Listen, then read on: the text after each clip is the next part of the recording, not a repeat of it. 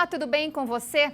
Já faz um ano que a Organização Mundial da Saúde decretou oficialmente que o mundo enfrentava uma pandemia de Covid-19.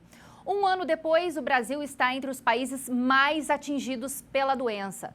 Nosso bate-papo hoje é com o médico sanitarista Sérgio Zanetta, que vai conversar com a gente sobre o que vivemos até aqui e o que podemos esperar da pandemia em 2021. Acompanhe a entrevista.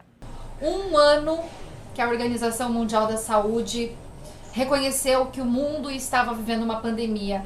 Quem imaginou que nós completaríamos um ano, né, professor? Então, realmente, é sempre uma oportunidade importante. Obrigado pelo convite, estar aqui com vocês para a gente trocar ideias. Quem diria, não é? Nós que começamos o ano passado com uma nova surpresa, essa nova doença, sobre a qual fomos aprendendo ao longo do ano e estamos aprendendo ainda a manejá-la, né? Nós temos algumas vitórias contra a epidemia e temos algumas derrotas ou algumas dificuldades. Então, realmente, uma doença que se alastrou rapidamente, como de resto outros vírus respiratórios o fazem. Mas essa com uma velocidade facilitada pelo grau de conexão do mundo, né? Então, as pessoas falam muito da gripe espanhola no começo do século passado, mas aquela gripe vinha de navio. Essa vem de avião, né? E se alastra com essa velocidade. O senhor falou aí das vitórias, o senhor falou das vitórias e das derrotas. O que a gente poderia elencar aqui, né? Como fizemos certo e o que deu errado, por exemplo? Olha, nós somos o país do mundo que reúne uma lista de, digamos assim, de lições mal feitas de casa, né?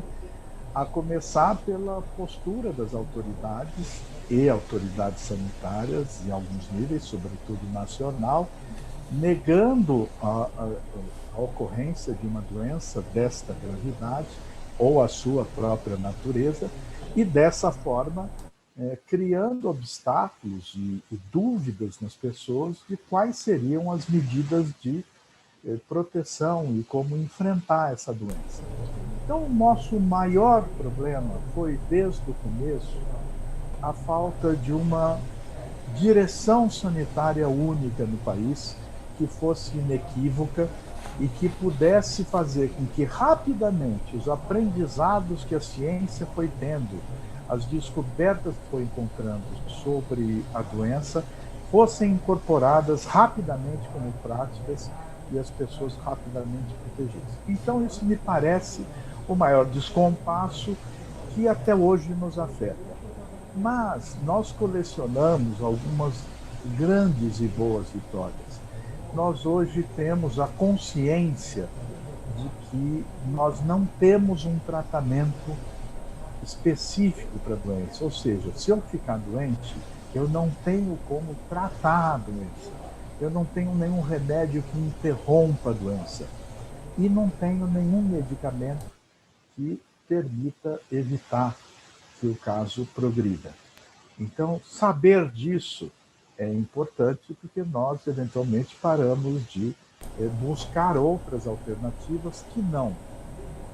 As duas grandes alternativas para a proteção contra a Covid-19. Uma delas é a vacina, e ainda nós temos quantidade insuficiente de vacinas no Brasil, que vamos falar disso a seguir.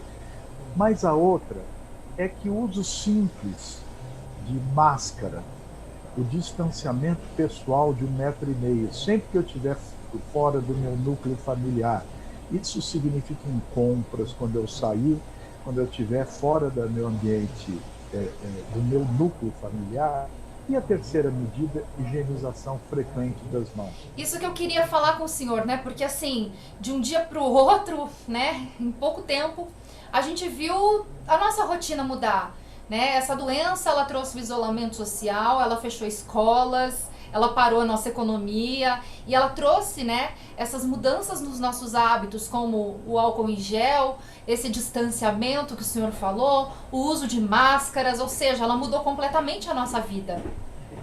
Mudou, e como era uma doença nova que começou longínquamente, o início dela foi na China, poderia ter sido em qualquer outro país, hoje se estuda, possivelmente o vírus estaria já circulando, mas ela começou e o aprendizado que nós fomos tendo aqui de longe do Brasil foi a experiência que os outros países foram tendo de controlar a doença. Tem que haver restrições. Neste momento, como não existe um uso rotineiro e organizado de máscaras, a única saída que nós temos é impor um isolamento. E poderia estar sendo melhor se eu tivesse um índice de utilização de máscaras maior, se eu não permitisse que festas, raves fossem organizadas com as pessoas criando verdadeiras operações de contaminação recíproca.